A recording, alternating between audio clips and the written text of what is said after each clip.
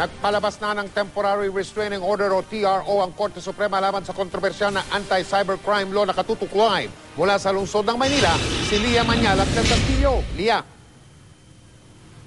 Mike, pinigilan na nga ng Korte Suprema ngayon ang pagpapatupad sa anti-cybercrime law. Ang inilabas na Temporary Restraining Order o TRO ng Korte ay tatagal ng 120 days. Mismong si Attorney Maria Victoria Guerra na acting PIO Chief ng Supreme Court ang nagkumpirma nito sa media. Matatandaan na mula ng pirmahan ng Pangulo ang batas, sunod-sunod ang inihaing petisyon laban dito sa Korte Suprema na umabot na nga sa 15.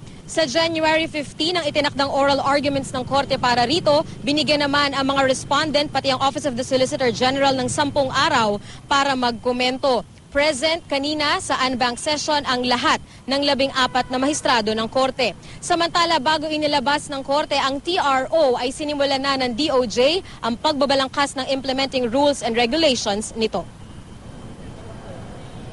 Ito ang unang online complaint na natanggap ng DOJ Cybercrime Office na maaaring maging test case hindi lang para sa pagpapatupad ng anti-cybercrime law kundi para sa Supreme Court sa pangunguna ng bagong Chief Justice na si Maria Lourdes Sereno. Humihingi ng tulong sa DOJ ang 17 taong gulang na babaeng Pilipina para mapatanggal ang mga sex video ng pang-aabuso sa kanya na matagal na raw kumakalat sa internet. Pero dahil wala pa ang implementing rules and regulations o IRR ng batas, tali pa raw ang kamay ng DOJ.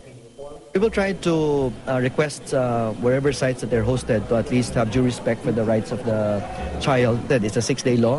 The implementing rules have to be issued. The capacity has to be built. The oversight has to be done. We need a lot of things. It's a very technical piece of legislation. Worldwide, hindi ho mabilis to. Alam na ho ng lahat, especially in the field, na it's not something that can be done just overnight. Kanina, isinagawa ang public forum para umpisahan na ang pagbalangkas sa IRR ng Cybercrime Prevention Act. Paglilinaw ng Justice Department, hindi totoong aabot sa 12 taon ang parusa sa online libel. Tumaas lang daw ito mula 6 na buwan hanggang 4 na taon sa 4 na taon hanggang 8 taon. Ang multa, nasa 600 pesos hanggang 2,000 pesos lang din daw. Hindi rin daw prioridad ng DOJ ang paghabol sa mga blogger at nagpo-post ng sarili nilang opinyon sa mga social networking site. Sa Section 19 ng Cybercrime Prevention Law, paglilinaw ng DOJ, wala silang kapangyarihan magpasara ng website nang walang utos ng korte. Ang pwede lamang daw nilang gawin, i-restrict ang access sa isang website o i-block ito. Tulad ng kung ito'y tungkol sa terorismo o nananakot at maaring maging dahilan ng panik ng publiko. Restricting, blocking access in the hierarchy of powers the government has, very low. It's not something that it's painted as awesome powers to do this.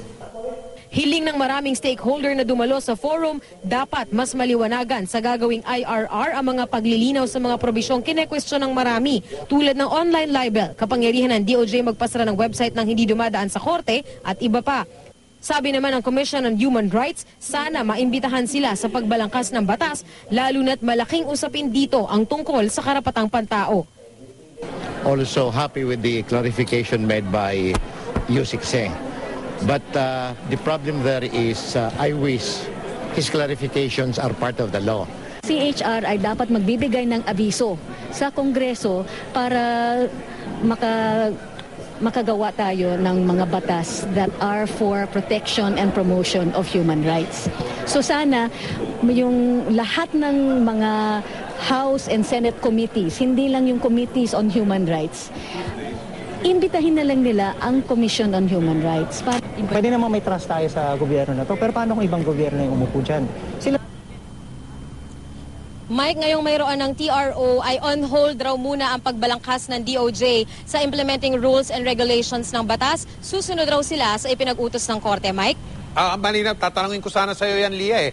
Kaya habang nakapapatupad pa ng Temporary Restraining Order o TRO, tigil muna ang pagbalangkas ng mga detalye kung paano paiiralin yung kontrobersyal na batas na yan. Tama, Lia, no? Tama, Mike, at ihahanda rin daw ng DOJ yung magiging sagot nila pagharap nila sa korte sa January 15. Maraming salamat, Lia Manyal at Castillo.